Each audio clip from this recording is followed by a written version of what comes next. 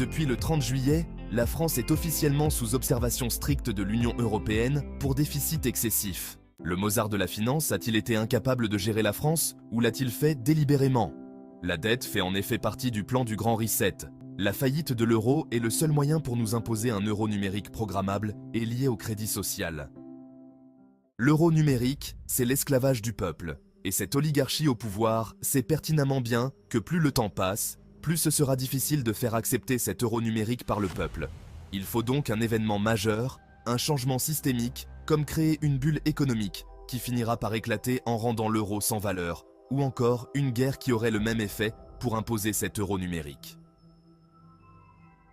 La dissolution de l'Assemblée nationale et la mise sous tutelle par l'Union européenne ne sont que des étapes pour arriver au Grand Reset en 2030. Nous devons conditionner nos réflexes différemment. Plus les médias mainstream nous montrent quelque chose, plus nous devons comprendre que c'est pour nous cacher ce qui se passe réellement. Dans cette vidéo, je vous dévoile le plan de Macron qui, certes, n'est pas issu de sa propre imagination, mais c'est un plan concocté par les USA et mis en place progressivement par McKinsey dans tous les pays européens depuis au moins 50 ans. Ce n'est pas étonnant que l'Allemagne se trouve presque dans une situation identique et qu'au total, 7 pays de l'Union européenne soient sous observation stricte de l'Union européenne. Maintenant, je vais vous expliquer ce qu'ils veulent bien nous montrer et ensuite, je vais vous expliquer à quoi tout cela sert et quel est l'objectif réel. Regardons brièvement ce qu'est un déficit excessif, un seuil de dette qu'on ne peut pas dépasser et quelles conséquences pour la France. Un déficit excessif se produit lorsque le déficit budgétaire d'un pays dépasse 3% de son PIB. Le déficit de la France pour l'année 2023 dépasse 5%. Concernant la dette publique, les recommandations de l'Union européenne sont de ne pas dépasser le seuil de 60%. La France dépasse 110%. Quelles sont les conséquences? La Commission européenne émet des recommandations spécifiques pour réduire le déficit. Ces recommandations incluent des mesures économiques et fiscales que le pays doit adopter. Le pays doit fournir des rapports réguliers sur les mesures prises pour corriger son déficit et sur leur impact. Et il y a un contrôle plus strict des politiques budgétaires et économiques du pays, avec des visites régulières des experts de la Commission européenne. Si les mesures recommandées ne sont pas mises en œuvre, ou si elles ne sont pas efficaces, la Commission européenne peut émettre des avertissements publics. Si un pays continue de ne pas respecter les critères de déficit malgré les avertissements, des sanctions financières peuvent être imposées. Ces sanctions peuvent inclure des amendes pouvant atteindre 0,2% du PIB du pays, donc à peu près 2,3 milliards d'euros pour la France. Si la France ne se conforme pas, alors, en dernier recours, la Commission européenne peut décider de geler les fonds structurels et d'investissement européens destinés aux pays en question. La France a maintenant jusqu'au 20 septembre 2024 pour présenter son plan de redressement. Évidemment, Macron était au courant de la mise sous tutelle avant les élections européennes. Vous comprenez donc facilement aujourd'hui sa décision de procéder à une dissolution de l'Assemblée nationale. D'après certains experts, le budget impossible pour 2025 serait la véritable raison de la dissolution de l'Assemblée. Le Mozart de la finance refilerait son merdier aux autres. Eh bien, si c'est en partie vrai, je pense que cela va beaucoup plus loin que vous pouvez vous imaginer.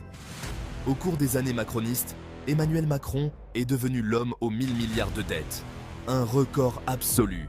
Pour 2024, le déficit continue même de progresser pour atteindre 5,5%.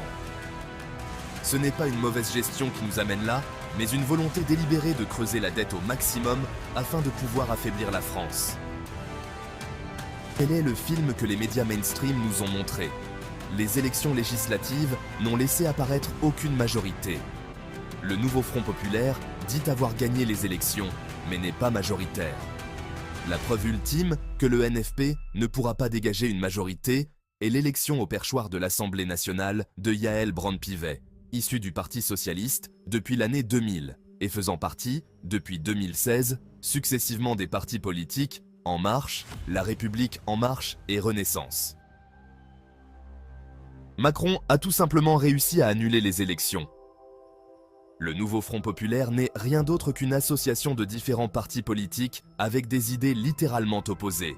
C'est le RN, en tant que parti politique, qui a gagné les élections sans pour autant obtenir une majorité.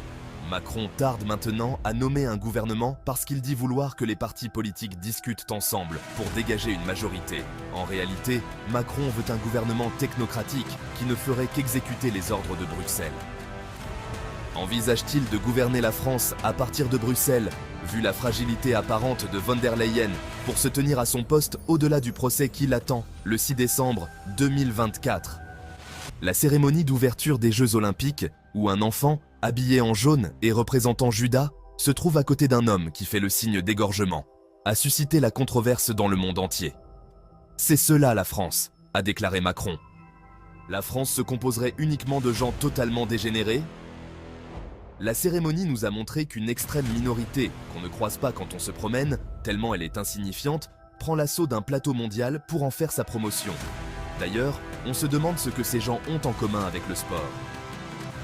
Désolé, la France est en grande majorité hétérosexuelle, et nombreux sont les homosexuels qui critiquent la cérémonie d'ouverture. Dans beaucoup de pays, la cérémonie a été censurée par les médias mainstream, et ceux qui ne l'ont pas fait ont dû se fendre d'excuses auprès de leur public.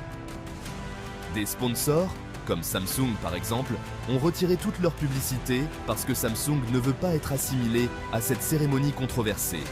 Perte totale pour les médias mainstream, plus d'1 milliard d'euros uniquement pour les contrats Samsung. Le comité olympique a aussi totalement désapprouvé cette cérémonie parce qu'elle ne respecte pas la charte olympique qui interdit de se moquer d'une religion ou de faire la promotion d'un parti politique ou d'une minorité. Ce n'est que l'émergence de l'iceberg que nous voyons et qu'on veut bien nous montrer. Il faut voir plus loin, beaucoup plus loin, il faut sortir du cadre qui nous est dessiné et s'habituer à avoir une réflexion complètement différente. Il convient de se poser la question de l'objectif final qui devrait se situer en l'année 2030, et vous verrez que tout devient clair comme de l'eau de roche. Klaus Schwab du World Economic Forum l'a dit. En 2030, vous n'aurez plus rien et serez heureux. Macron ne s'inquiète donc absolument pas si la France reste gouvernable ou si la dette explose encore plus. Bien au contraire, cela fait partie de son plan. En réalité, il se fiche complètement de la France et des Français. Ce n'est que par des mensonges éhontés qu'il a tenu le narratif vivant. Maintenant que la tutelle est effective, le mensonge ne tient plus la route, et bon nombre de citoyens commencent à comprendre qu'ils ont été bernés par la propagande médiatique. Macron n'a pas été placé à ce poste par la fraude électorale pour faire de la bonne gestion, mais pour faire aboutir le projet du World Economic Forum. Ce projet veut faire de nous des esclaves, à qui cette oligarchie, en grande partie composée de personnes aux valeurs contraires aux nôtres, va voler tout ce qu'elle possède.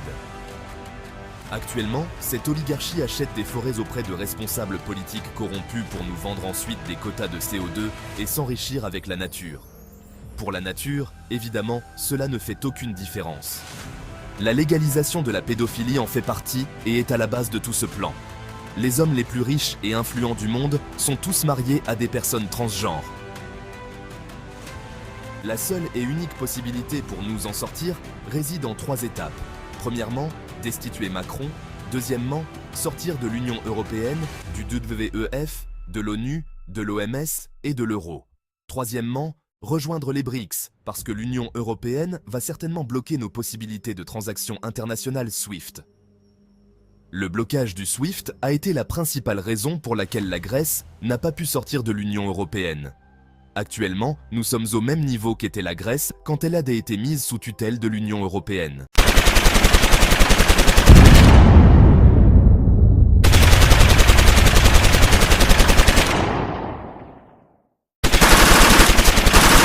C'est des partis politiques qui sont réunis, alors que ce fut d'abord une idée, d'ailleurs une idée américaine. La création des BRICS, c'est une invention du chef économiste de la banque d'affaires la plus puissante aux États-Unis, Goldman Sachs.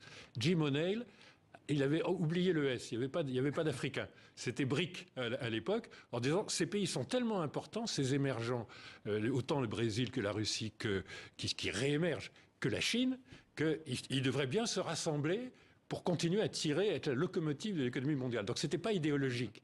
Aujourd'hui, c'est un peu une revendication que moi je trouve très légitime du monde en développement. Maintenant, nous existons et nous allons le faire savoir. Quel regard porte l'Europe, les États-Unis sur les BRICS?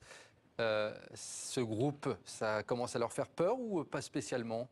En 2014, C'est des concurrents pour eux? si vous voulez, quand le concept apparaît, il apparaît dans la tête d'un économiste américain C'est ce que vous disiez tout à qui l'heure. l'encourage. En 2014, quand on crée la banque, qui est maintenant présidée par l'ancienne présidente du Brésil, donc c'est aussi quand même très symbolique et politique, tout le monde est pour le fait que les émergents qui tirent toute la croissance mondiale se donnent des instruments. Mais à cette époque-là, rappelez-vous, c'est la mondialisation très active. Les États-Unis investissent énormément, déplacent leur industrie en Chine. Tout ça est quand même derrière nous. Et donc on est dans un contexte complètement nouveau.